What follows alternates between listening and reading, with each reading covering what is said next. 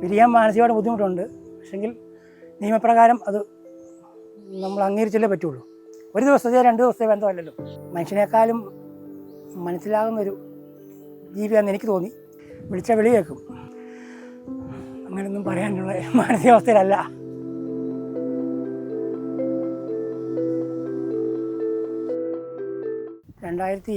November 21 ആദ്യമായിട്ട് അതിനെ മംഗളാദേവി അമ്പലത്തിനടുത്തുനിന്ന് കാണുന്നത്. ഞാനല്ല കണ്ടത് വേറെ ആളാണ്. അവിടുന്ന് വിളിച്ച് പറഞ്ഞ് ഇവിടുന്ന് ക്യാമറ വെക്കാൻ വേണ്ടിയിട്ട് അവിടെ കയറി പോകാൻ പറഞ്ഞു. പോയി നോക്കി അവിടെ ചെന്ന് ക്യാമറ വെക്കാൻ ചെന്നപ്പം ഈ കുട്ടി അവിടെ ഒരു ടാങ്കിൻ്റെ ഇടയ്ക്ക് ഇരിക്കുന്നതായിട്ടാണ് കാണാൻ പറ്റിയത് ആദ്യമായിട്ട്. അതിനുശേഷം അവിടുന്ന് 22 ഒരു ദിവസം വിട്ടു. 23 രാവിലെ ഡോക്ടർമാർ വന്ന്, ശ്യാം സാറും സിവി സാറും വെറ്റിനറി ഡോക്ടർമാർ, റാന്നിയിലെ കോന്നിയിലെ ഡോക്ടർമാർ വന്ന് ഇതിനെ ഒരു ചെറിയ കൂട് വെച്ച് ആ കൂടിനകത്ത് കയറ്റി. ആ കൂടിനകത്തുനിന്ന് ഉപദ്രവിക്കാമെന്ന് മനസ്സിലായതിന് ശേഷം നമ്മളൊരു എടുത്ത് മടി വെച്ച് പാല് കൊടുക്കുകയും പ്ലേറ്റിനകത്ത് പാൽ ഒഴിച്ച് കൊടുത്തു. അത് കുടിക്കാൻ അറിയത്തില്ലായിരുന്നു, അതിനൊരു പ്രായമില്ലായിരുന്നു നേരം. അതിനുശേഷം പിന്നെ അവിടെ തന്നെ 2 ദിവസത്തോളം അവിടെ തന്നെ നിർത്തി. 3-ാമത്തെ ദിവസമായപ്പോഴത്തേക്കും വൈകിട്ടായപ്പം തളർന്നുപോയി. നടക്കാൻ പറ്റാത്ത അവസ്ഥ വന്നു. ഈ പാല് കുടിക്കുന്നത്, ഭക്ഷണം കഴിക്കുന്നില്ല 2 ദിവസമായിട്ട്. അതിനുശേഷം പിന്നെ അന്ന് രാത്രിയിൽ ഡോക്ടർമാർ വന്ന് നോക്കിയിട്ട് ഇഞ്ചക്ഷൻ എടുക്കുകയൊക്കെ ചെയ്തിട്ട് അന്ന് രാത്രിയിൽ അനക്കമില്ലാതെ കിടന്നു, ബോധമില്ലാതെ ഒരു രാത്രി ഫുള്ള്. നേരം വെളുത്തപ്പം കണ്ണു തുറന്ന് ജീവനുണ്ട്, തലപൊക്കി നോക്കുന്നുണ്ട്. അപ്പം മനസ്സിലായി ചത്തുപോവുകയില്ല, രക്ഷപ്പെടുമെന്ന് മനസ്സിലായി. അങ്ങനെ അവിടുത്തെ കാലാവസ്ഥ ഭയങ്കര തണുപ്പായിരുന്നു ആ സമയത്ത്, മഞ്ഞും തണുപ്പ്.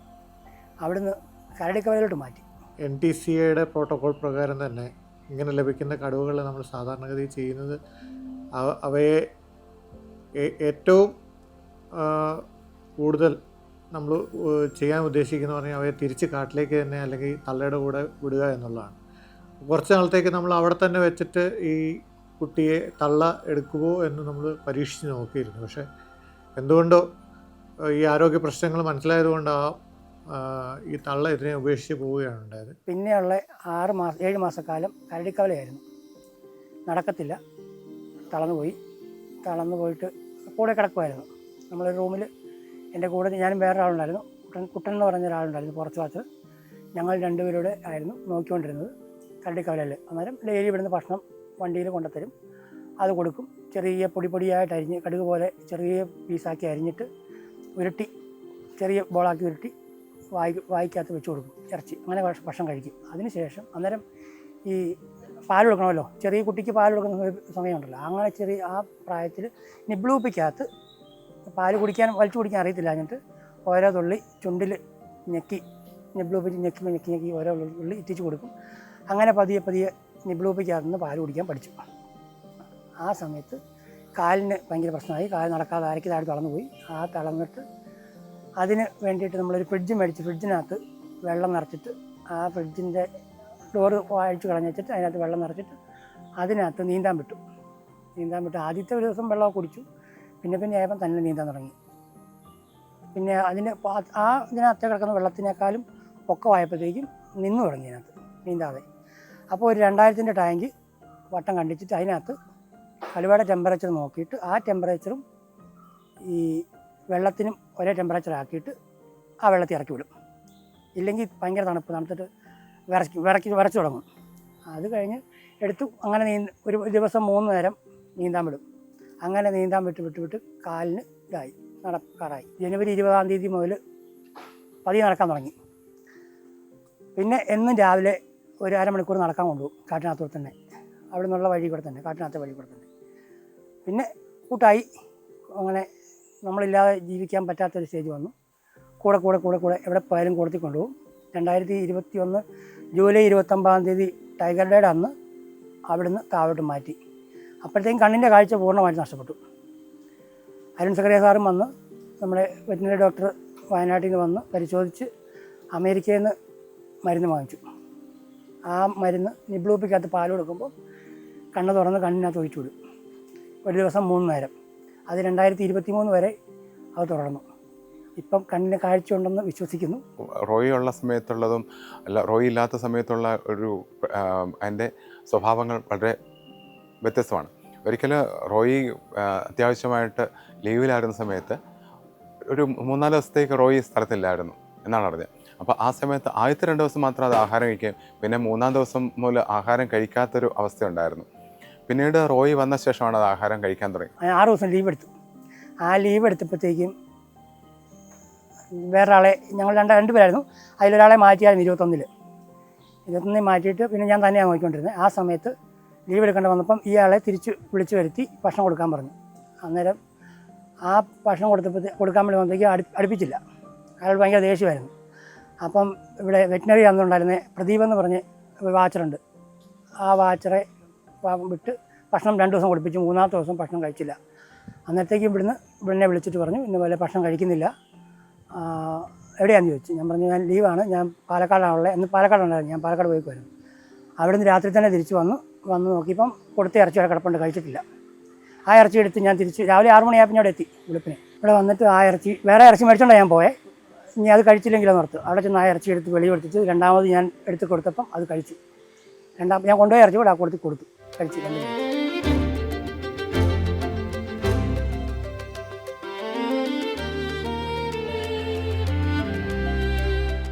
റോയി പറഞ്ഞിട്ടുണ്ടെങ്കിൽ അത് നന്നായിട്ട് അനുസരിക്കുന്ന ഒരു ഇതിലാണ്.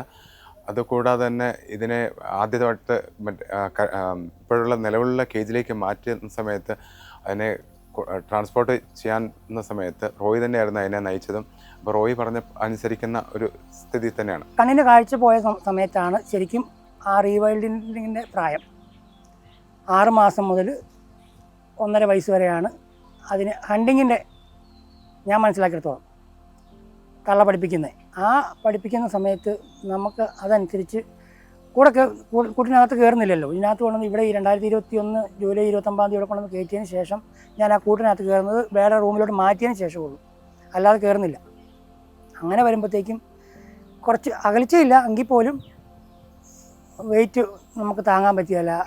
നമ്മൾ വഴക്ക് പറഞ്ഞാൽ വഴക്ക് മനസ്സിലാവുന്ന സ്റ്റേജ് ഉണ്ടെങ്കിൽ പോലും നമ്മളകത്ത് കയറുമ്പോൾ ചിലപ്പം ഉപദ്രവിച്ചേക്കാം. സ്നേഹത്തോടെ ആണെങ്കിലും പിടിച്ച് നമ്മൾ ചിലപ്പോൾ മറിഞ്ഞു പോയാൽ പിന്നെ നമ്മൾ കൈ നിൽക്കുകയല്ല. നമ്മൾ പിന്നെ അല്ലെങ്കിൽ പിന്നെ ഉപദ്രവിക്കുമ്പോൾ ദേഷ്യം വരും. അത് നമ്മൾ ചെയ്യാതിരുന്നതാണ്. വീണ്ടും മരത്തിലേക്ക് വിടുക അല്ലെങ്കിൽ എന്ത് ചെയ്യണമെന്ന് തീരുമാനിക്കാനായിട്ടൊരു കമ്മിറ്റി കോൺസ്റ്റിറ്റ്യൂട്ട് ചെയ്തിട്ടുണ്ടായിരുന്നു. ആ കമ്മിറ്റി ഇതിനെക്കുറിച്ച് വീണ്ടും പഠിക്കുകയും അവരുടെ റെക്കമെൻഡേഷൻ ചീഫ് വൈൽഡ് നൽകുകയും ചീഫ് വൈൽഡ് ഉത്തരവ് പ്രകാരം കൂടുതൽ നല്ല രീതിയിൽ ഇതിനെ പരിപാലിക്കാനും അതുപോലെ തന്നെ പിന്നെ അതിനാവശ്യമായ ചികിത്സകൾ നൽകാനും സാധിക്കുന്നതും കൂടുതൽ വിദഗ്ധരായ ഡോക്ടറുടെ സാമീപ്യം വെറ്റനറി കോളേജ് പോലുള്ള സ്ഥലങ്ങളിലുള്ള തൃശ്ശൂരിലെ പുത്തൂർ സുവോളജിക്കൽ പാർക്കിലെ ഹോസ്പിറ്റലിലേക്ക് മാറ്റുന്നതിനുമായ ഉത്തരവ് അദ്ദേഹം പുറപ്പെടുവിക്കുകയുണ്ടായി. അത് അങ്ങോട്ടേക്ക് എത്രയും പെട്ടെന്ന് മാറ്റുന്നുള്ള നടപടികൾ നമ്മൾ സ്വീകരിച്ചു വരികയാണ്. ഇവിടുത്തെ സാഹചര്യത്തോട് ഈ 5 കൊല്ലക്കാലമായിട്ട് അത് പൊരുത്തപ്പെട്ടു പോയി. അതിനി അവിടെ പോയാൽ പൊരുത്തപ്പെടുമെന്ന് എനിക്ക് അഭിപ്രായമില്ല. പിന്നെ എന്താണെന്ന് ചോദിച്ചാൽ കടുവയാണ്, സർവൈവ് ചെയ്യാതിരിക്കാം, പോയാൽ ഒരു പോക്ക് പോകും, അത്രേ ഉള്ളൂ. സ്വാഭാവികമായിട്ട് കാര്യം വെച്ചാൽ നമ്മൾ ധാരാളം ഈ കടുവ ഇനത്തിൽപ്പെട്ട ജീവികളെ കേരളത്തിൻ്റെ വിവിധ ഭാഗങ്ങളിൽ നിന്ന് ലഭിച്ചിട്ടുള്ളതിനെ പുത്തൂർ സുവോളജിക്കൽ പാർക്കിലേക്ക് മാറ്റിയിട്ടുണ്ട്. കടുവ എന്ന് പറഞ്ഞു കഴിഞ്ഞാൽ ഇന്ത്യയിലെ അല്ലെങ്കിൽ വളരെയധികം സ്ഥലങ്ങളിൽ ജീവിക്കാൻ അതിനെ അഡാപ്റ്റ് ചെയ്യാനുള്ള കഴിവുള്ളൊരു ജീവിവർഗത്തിൽപ്പെട്ട ഒരു ജീവിയാണ്. അതുകൊണ്ട് കടുവ സ്വാഭാവികമായും പുത്തൂര് ചെന്ന് കഴിഞ്ഞാൽ യാതൊരുവിധ പ്രശ്നങ്ങളും ഉണ്ടാകാൻ സാധ്യതയില്ല. അതിന് നല്ലതിന് വേണ്ടി മാത്രം എപ്പോഴും ഉണ്ടാവും. ഇനി അപ്പോൾ അവിടെ അങ്ങോട്ട് പോകണമെന്ന് പറഞ്ഞു 2 മാസത്തിനെങ്കിലും പോകണമെന്ന് പറഞ്ഞു. അവിടെ അന്വേഷിച്ചപ്പം സെൻറ്റ് ജോസഫ് സാറിൻ്റെ അന്വേഷിച്ചപ്പം പറഞ്ഞു അവിടെ താമസിക്കാൻ സൗകര്യമില്ല. അത് വാടകയ്ക്ക് പോയി താമസിക്കാൻ നോക്കാൻ പറ്റത്തില്ല, ബുദ്ധിമുട്ടുണ്ട്. അത് അവിടെ പോയി നമ്മൾ വാടകയ്ക്ക് താമസിക്കുക എന്ന് പറഞ്ഞാൽ ഇത് 500 ഏക്കർ കണ്ടാൽ അതിൻ്റെ പുറത്ത് കുറച്ച് ദൂരമല്ലേ നമുക്കൊരു താമസിക്കാനുള്ള സൗകര്യം കിട്ടുകയുള്ളൂ. കിട്ടിയാൽ തന്നെ ആ കിട്ടുന്നിടത്ത് നിന്ന് അങ്ങോട്ട് പോയി വരുമ്പം അങ്ങനെയുള്ള ബുദ്ധിമുട്ട് വരും. അതുകൊണ്ട് അങ്ങോട്ട് പോകുന്നതിനെക്കുറിച്ച് തീരുമാനിച്ചിട്ടില്ല. അവിടെ വാടകയ്ക്ക് പോയി താമസിച്ച് നോക്കേണ്ട ഒരു അവസ്ഥയല്ല അത്. അങ്ങനത്തെ ഒരു ബന്ധമല്ല ഇതും ഞങ്ങൾ തമ്മിലുള്ളത്. അത് പറഞ്ഞാൽ മനസ്സിലാകത്തില്ല, കണ്ടാലേ മനസ്സിലാവുള്ളൂ.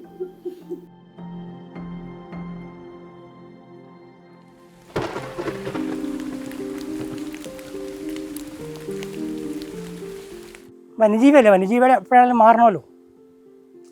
കാട്ടിൽ പോകണം, കാട്ടിൽ ജീവിക്കേണ്ടതാണ്, മാറേണ്ടതാണ്. നഷ്ടപ്പെട്ട് പോയിരുന്നാൽ മതി, ഇത്രേ ഉള്ളൂ. അതുണ്ട്, അത്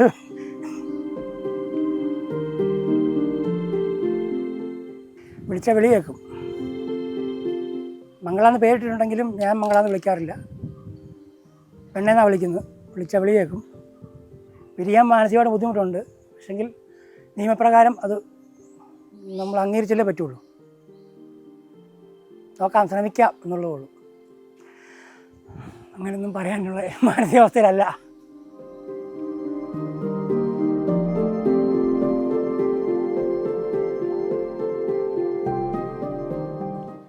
കൊണ്ടുപോയി നോക്കട്ടെ, പോയി ചത്തുപോയിരുന്നാൽ മതി, അത് മാത്രമേ ഉള്ളൂ. ഇപ്പോഴും 6 മാസക്കാലം കൂടെയായിരുന്നു, ഒരു റൂമിലായിരുന്നു. കരടിക്കവൽ എന്ന് പറഞ്ഞ സ്ഥലത്ത് ഒരു റൂമിലായിരുന്നു. അതിനുശേഷം ഒരു പ്രാവശ്യമെങ്കിലും, പിന്നെ മരുന്ന് കഴിച്ചുകൊണ്ടിരുന്ന സമയത്ത് 3 മണിക്കൂർ ഗ്യാപ്പിലാണ് മരുന്ന് കഴിച്ചുകൊണ്ടിരുന്നത്. ആ 3 മണിക്കൂർ ഗ്യാപ്പിൽ അവിടെ ചെല്ലും.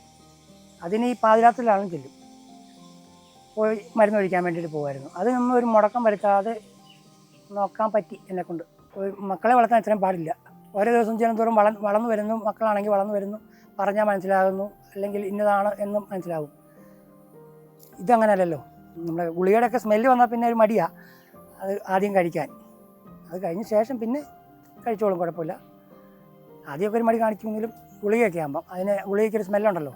നമ്മളത് പൊട്ടിച്ച് നമ്മുടെ കയ്യിലെടുക്കുമ്പോഴത്തേക്കും ഒരു സ്മെല്ല് വരും, നമ്മുടെ കയ്യിൽ വരുമല്ലോ. അതുവരെ തിരിച്ചറിയാൻ പറ്റും. ഈ സ്കൂട്ടറിലാണ് പോകുന്നത്, ഞാൻ അങ്ങോട്ട് പോകുന്നത്, എൻ്റെ സ്കൂട്ടറിൽ. ആ സ്കൂട്ടറിൽ അങ്ങോട്ട് പോയാൽ ആ സ്കൂട്ടറിൻ്റെ സൗണ്ട് കേൾക്കുമ്പോൾ അറിയാം ഞാൻ എത്തിയിട്ടുണ്ടെന്നുള്ളത് അറിയാം.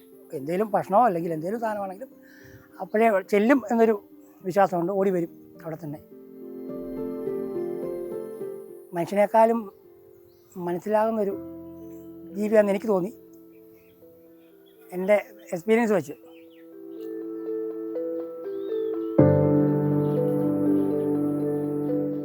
നന്നായിട്ടിരിക്കുന്നു.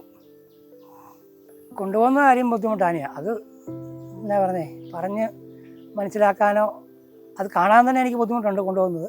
ഇതിനെ ട്രാൻസ്ലോക്കേറ്റ് ചെയ്യുന്ന സമയത്ത് എങ്ങനെയായിരിക്കും അതിൻ്റെ സ്വഭാവം എന്നുള്ളൊരു നമുക്ക് പ്രവചിക്കാൻ പറ്റാത്ത ഒരു അവസ്ഥയിൽ കൂടിയാണുള്ളത്. പിന്നെ എന്നാന്ന് ചോദിച്ചാൽ കൂട്ടിനകത്ത് കയറ്റി കൊടുത്തില്ലെങ്കിൽ പോവുകയില്ല. ആദ്യം അങ്ങനെ തന്നെയായിരുന്നു. കരടിക്കവലയിൽ നിന്ന് ഇങ്ങോട്ട് പോരാൻ നേരത്തും പിടിച്ച് മയക്കുടി കാര്യമൊന്നും ഇല്ലായിരുന്നു. അവിടെ നിന്ന് ഞാൻ പറഞ്ഞു ഞാൻ കൂട്ടിക്കയറി തരാമെന്ന് പറഞ്ഞു. രാവിലെ 6 മണിയായപ്പോഴത്തേക്കും കൂടെടുത്ത് വെളിയിൽ വെച്ചിട്ട് കൂടിനകത്ത് വിളിച്ച് കൊണ്ടുവന്നു. അത് ആ വീഡിയോ നേരത്തെ ഇറങ്ങിയിട്ടുണ്ടല്ലോ, നമ്മളെ മാതൃഭൂമിയിൽ തന്നെ ഉണ്ട്, ആ വീഡിയോ കിടപ്പുണ്ട്. അങ്ങനെ വിളിച്ചു കൊണ്ടുവന്ന് കൂട്ടിനകത്ത് കയറ്റി കൊണ്ടുവന്ന് ഇവിടെ കൊണ്ടുവന്ന് ഇറക്കിയതാണ്. ഒരു ദിവസത്തെ 2 ദിവസത്തെ ബന്ധമല്ലല്ലോ. വയ്യാതെ കിടന്ന കാലം തൊട്ട് ഇന്ന് വരെ അതുപോലെ നോക്കാൻ പറ്റി എന്നുള്ള സന്തോഷമുണ്ട്.